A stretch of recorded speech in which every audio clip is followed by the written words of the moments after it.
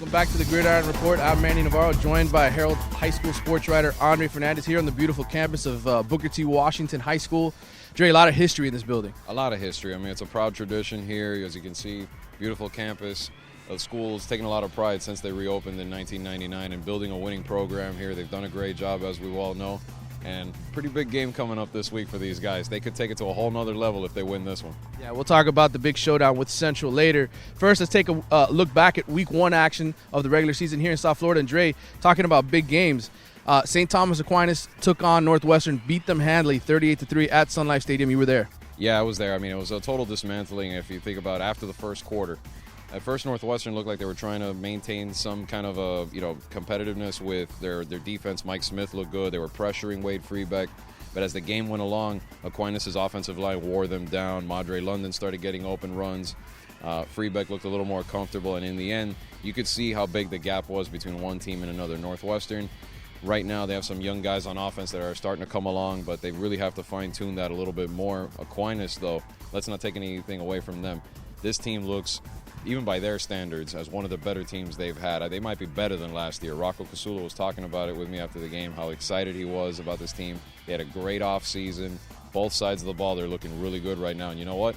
If this squad here or Central decide maybe slip up down the road, that's another national championship contender. Yeah, absolutely. The Raiders win 38-3 over the Bulls, and they're going to be off this week, but they'll be playing John Curtis in 2 weeks. That's a huge game. You might be going up to New Orleans for that one as well. Yeah, I can't wait. I mean, I've never been in the Superdome. I'd love to see. Hopefully the lights won't go out like the Super Bowl, like it did back then.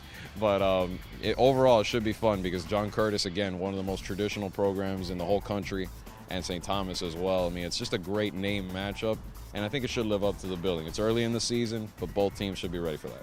All right, well, recapping another game from last week, Miami Central went up to play Plantation American Heritage. This was the battle of three great running backs, three nationally rated running backs, and, of course, Dalvin Cook and Joseph Yearby stole the show for the Rockets. Central ends up pretty much handling American Heritage. 42-20, I think, was the final score. Yeah, 42-20. I mean, Heritage came out, struck first on the first play. Juwan Dowles had a big run, 55 yards.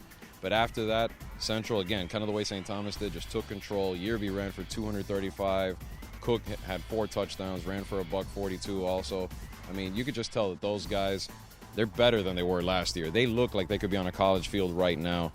I mean, the defense, though, don't take anything away. I mean, obviously it's the Cook and Yearby show all the time, but let's give credit to Central's defense. That team shut down Heritage with the exception of 2 plays. Had they tackled a little better on a kick return, it might have been an even bigger blowout. Well, one thing I want to say about American Heritage, and I've talked to several coaches about this, they're for real. This is a state title contender. Yeah, definitely are. I mean, Class 5A, I mean, it's between them and Jackson, really, I think. I mean, I know Cardinal Gibbons wants to throw their name in there, and they have a good offense and whatnot, but Jackson looked a lot better, a lot more physical this year with Quentin Flowers. You look at Heritage, Isaiah McKenzie's a tremendous player. Their linebackers are very good. Brandon Bison's had about 20 tackles, no exaggeration. He was the only name the PA guy was calling. Carter Jacobs, I mean, all those guys, it's a squad built to the point where I think it might be the best team Heritage has ever had. And it's a shame that both of them are in the same district because both those teams are capable of winning a state title. Well, one other game that was big down south, Columbus taking on South Dade. South Dade emerges with a 12-10 win, a rematch, I guess, of the regional final from a year ago. The Bucks took advantage of a bad snap on a field goal attempt at the end of the game to win it. What does that win say, and who do you think is going to be the better team down the road, Dre? It kind of says that it's still wide open. I mean, I know there was a lot of talk by some people that South Dade was so good this year. I think this time around, I mean, they are better, and there's no doubt that they're going to have a chance to go a long way, maybe even get to state. Obviously, they got to get through Broward. But Columbus kind of showed everybody, don't count us out just yet. I mean, they were right there, a chip shot away from winning this game. I think they're still good. You got to give them credit. They're still well coached. They lost some kids, but they can run the football. The offense looked like it did a little better than it did in the preseason. I think it's wide open. To me, I mean, those are going to be the 2 teams that are going to battle in the regional final.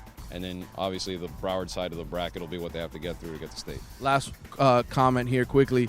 The end of last week, Carroll City, they blew out Killian 27-0. One team we didn't talk about in that district is Homestead. They had a big win at Boyd Anderson. Well, actually, remember, they're in 6A now with the big boys. So, but their offense looked tremendous. I mean, even against University, when they got beat 41-21, you could tell how explosive Maurice Alexander, Erman Lane, Gilbert Johnson, Keyshawn Taylor, the receiving core, those guys are going to put up a lot of points, and it showed. I mean, they came out and beat a Boyd Anderson team pretty bad, worse than Carroll City did. All right, that does it for this week. I'm Manny. He's Andre.